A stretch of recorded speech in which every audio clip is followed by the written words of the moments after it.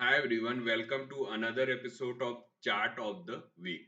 और इस हफ्ते जो हमने चार्ट ढूंढा है पूरे बाजार से, वो आपके सामने है। और मैं पहले कुछ बातें कर लेता हूं उसके बारे में, उस सेक्टर के बारे में, तब हम लोग चार्ट पर जाएंगे और उसका एनालिसिस करेंगे। तो इस हफ्ते जो हमने चार्ट ढूंढा, तो जब हमने उस स्टॉक से रिलेटेड सेक्टर को देखा तो हमें लगा कि इस सेक्टर के बारे में बात करनी जरूरी है, और वो सेक्टर है रेलवे सेक्टर।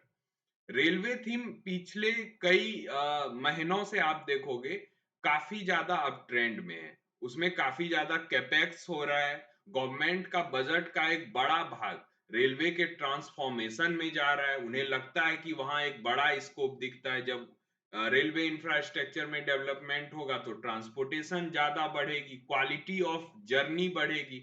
इससे गवर्नमेंट को बड़ा इनकम होगा और इस तरह से इकोनॉमी के लिए ये अच्छा है।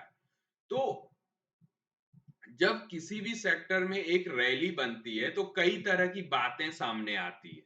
किस किस तरह की बातें? तो क्या ये बबल है? क्या ये रैली इतनी तेज आई है तो अब यहां से एक बड़ा करेक्शन होगा? या अगर इसने इतना बड़ा रिटर्न दे दिया है तो ये आगे क्या इसी तरह का रिटर्न देगा?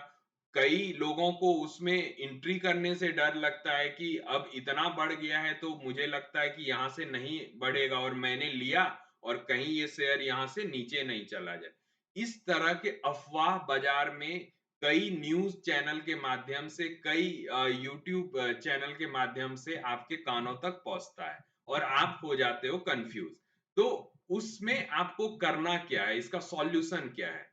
इसका सॉल्यूशन एक ही है कि आप पहले नॉइस को कैंसिल करो। नॉइस को कैंसिल करने का मतलब है मल्टीपल न्यूज चैनल्स और मल्टीपल यूट्यूब चैनल्स पे जाकर उस नॉइस को सुनना बंद करो और अपना एक एनालिसिस करने का तरीका चुनो, जिससे आप एक अच्छे शेयर तक पहुंच सको। और उसका मतलब क्या प्रोसेस है वो मैं एक समराइज फॉर्म में आपको बता देता हूं।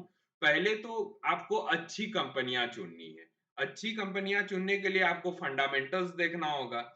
और फंडामेंटल्स में अगर आपको अर्निंग आता हुआ दिख रहा है, किसी भी कंपनी का बेसिक थीम प्रॉफिट कमाना होता है, अगर वो प्रॉफिट बना रहा है और लगता है आपको आगे ये प्रॉफिट एक्सटेंड होगा, कंटिन्यू करेगा, और वो अच्छे वैल्यूएशन पे अवेलेबल है, यानी जितना उसका ग्रोथ है उसी के आसपास उसका पीई है।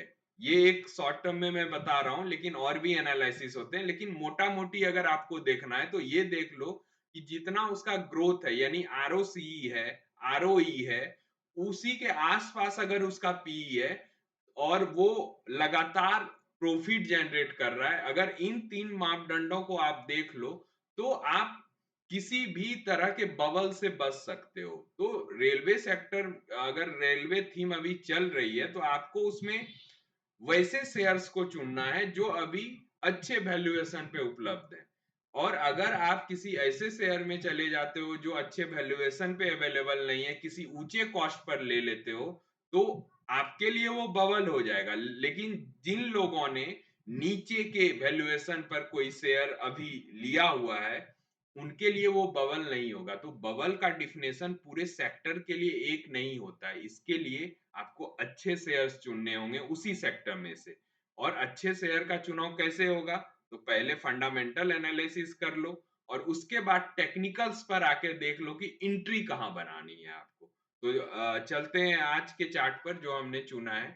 आपके सामने जो चार्ट है वो आईआरसीटीसी का है। थोड़ा सा इसके बिजनेस मॉडल के बारे में चर्चा कर लेते हैं। तो आईआरसीटीसी क्या काम करती है? इसका एक मोनोपोली बिजनेस है। आप सब में से जिन लोगों ने, लगभग सभी लोगों ने रेलवे का जर्नी किया ही होगा और उसने टिकट भी कटाया ही होगा। तो टिकट जब हम लेते हैं तो वो आईआरसीटीसी के थ्रू ही लेते हैं। या तो हम अगर अपने से टिकट बुक कर रहे हैं तो वो आईआरसीटीसी के साइट से करेंगे, और अगर हम रेलवे काउंटर से भी ले रहे हैं तो वो भी आईआरसीटीसी से ही बुक करके हमें टिकट देंगे।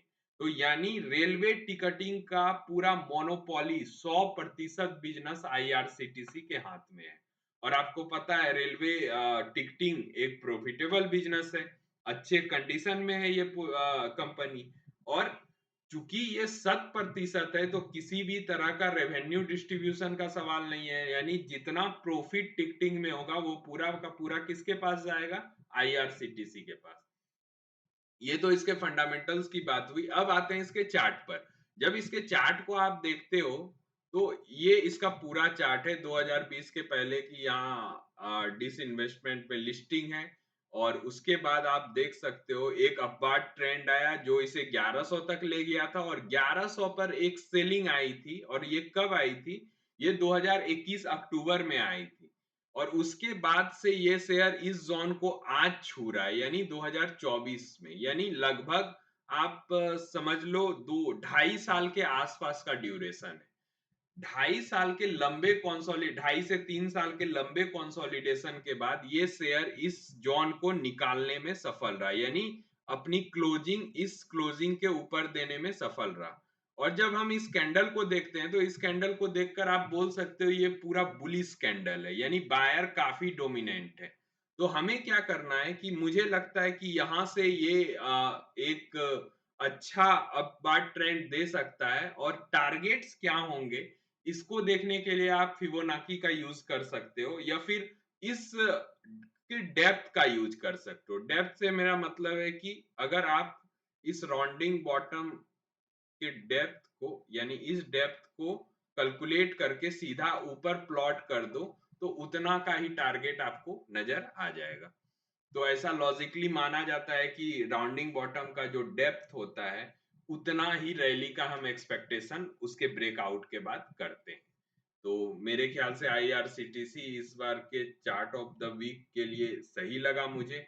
और इसमें अगर आपको किसी भी तरह का इन्वेस्टमेंट या अपना कैपिटल इम्प्लॉयड करना है तो इसके लिए आप अपने पर्सनल फाइनेंशियल एडवाइजर की राय जरूर लें।